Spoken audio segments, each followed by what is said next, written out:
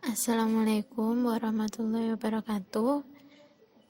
Di sini kami dari kelompok 8 yang beranggotakan Nita Nurrosyida, saya sendiri, dan teman saya Puja Hilda Putri Prasetyo akan menjelaskan tentang mengapresiasi drama modern.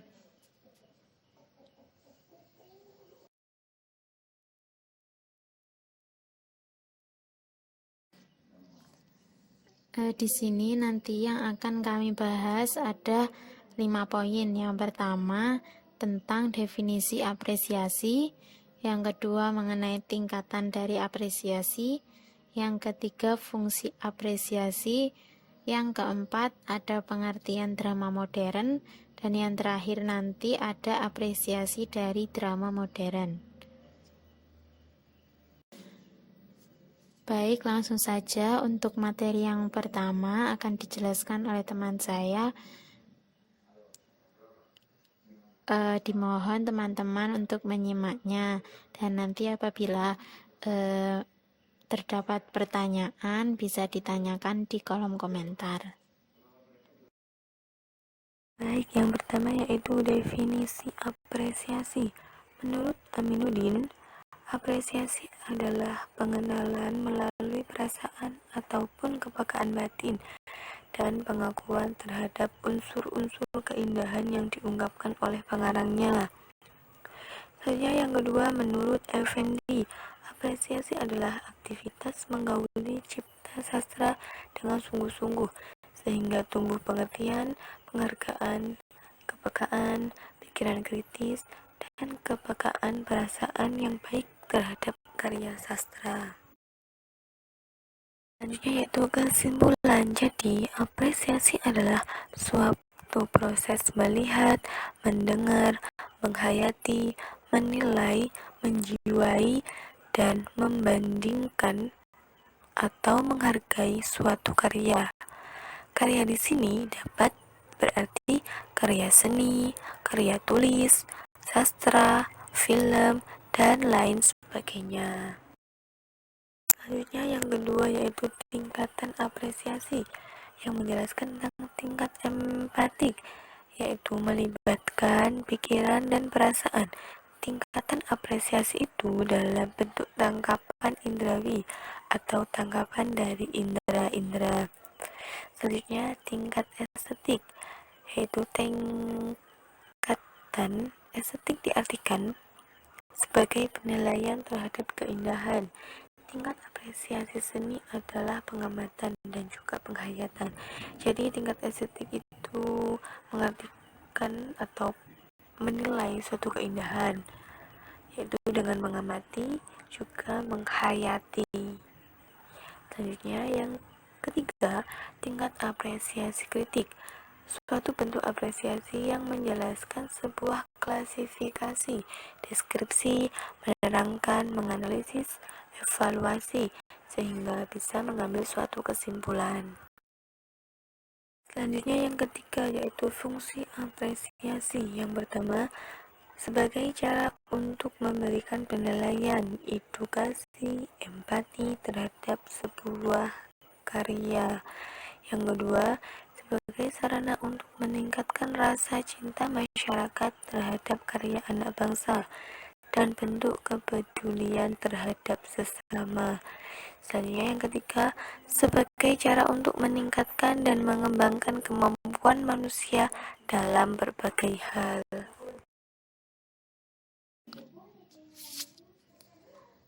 Baik, untuk selanjutnya yang keempat adalah pengertian dari drama modern. Drama modern adalah drama yang dipertunjukkan di mana para pemeran menggunakan naskah saat berada di panggung. Namun, para pemeran dapat berimprovisasi pada kejadian-kejadian tertentu. Jadi, kalau drama modern itu adalah drama yang menggunakan naskah. Tetapi dalam pemerannya, jadi para pemerannya itu dapat berimprovisasi asalkan improvisasinya itu masih sesuai dengan naskah yang ada.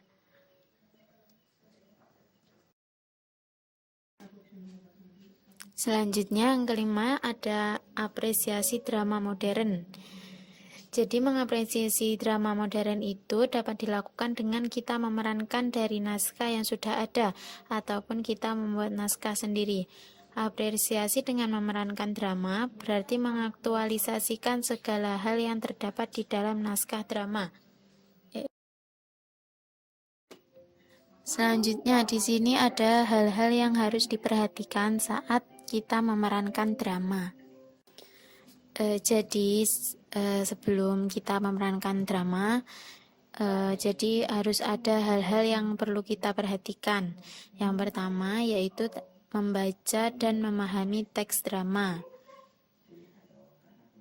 Langkah pertama yang kita lakukan adalah membaca dan memahami teks drama.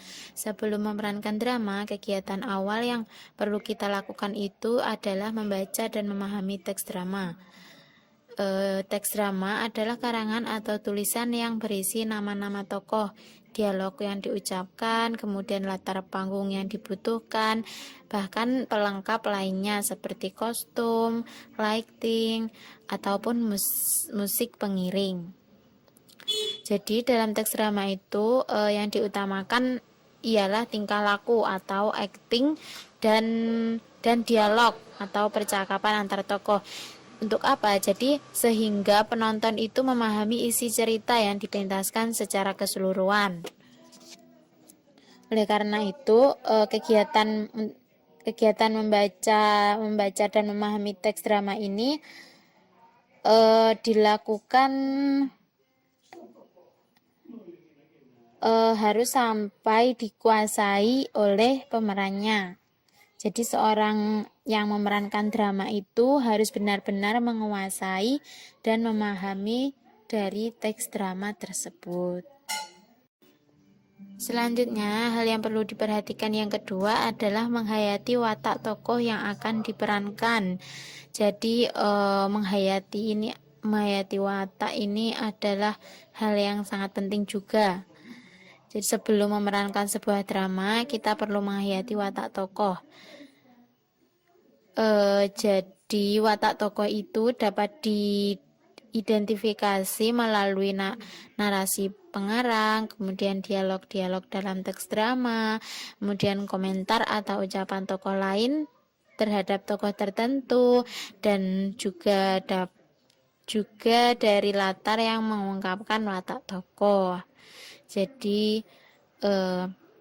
dari hal tersebut kita dapat melihat bagaimana watak tokoh yang akan kita perankan dalam naskah drama tersebut. Yang ketiga adalah memahami teknik bermain drama. Jadi teknik bermain drama atau acting itu adalah merupakan unsur penting dalam seni peran. Beberapa hal yang sangat mendasar berkaitan dengan teknik bermain drama tersebut adalah teknik muncul, teknik memberi isi, dan teknik pengembangan. Teknik muncul ini berkaitan dengan cara seorang pemain tampil pertama kali ke atas pentas. Ke pentas yaitu saat masuk ke panggung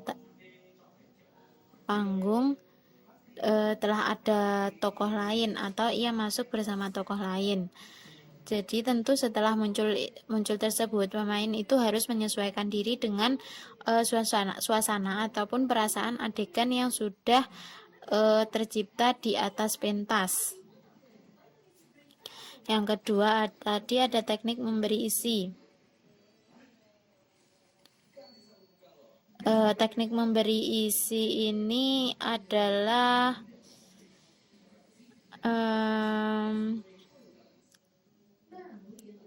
seperti kita langsung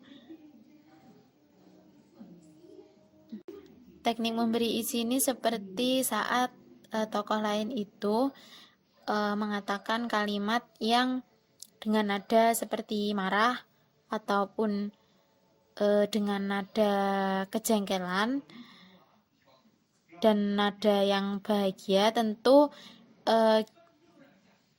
itu akan bernada lain.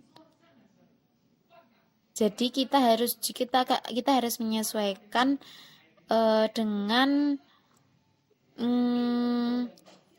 dialog dari tokoh lain, seperti itu. Sedangkan yang ketiga ada teknik pengembangan. Teknik ini berkaitan dengan daya kreativitas pemeran, sutradara, dan bagian estetik. Dengan pengembangan, sebuah naskah akan menjadi tontonan yang memikat bagi pemain. Pengembangan dapat ditempuh dengan cara pengucapan, kemudian gestur, kemudian gestur nanti berhubungan dengan posisi tubuh, kemudian saat mereka berpindah-pindah tempat, gerakan, atau bahkan mimik dari pemeran tersebut. Yang terakhir ada menciptakan peran. Tentu saja untuk menciptakan peran, pemain harus sadar bahwa ia sedang memerankan tokoh dalam naskah. Artinya seluruh sifat, watak, kemudian emosi, pemikiran yang dihadirkan adalah sifat, watak, emosi, dan pemikiran tokoh yang diperankan.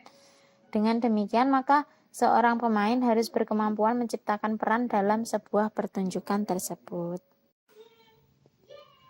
Terima kasih. Sekian presentasi dari kelompok kami. Apabila nanti ada pertanyaan, silakan ditulis di kolom komentar. Sebelumnya, di sini kami mohon maaf apabila ada kekurangan dalam penyampaian ataupun dalam materi yang kami terangkan. Kami mohon maaf yang sebesar-besarnya. Akhir kalam, wallahul muwaffiq ila aqwamit thoriq. Wassalamualaikum warahmatullahi wabarakatuh.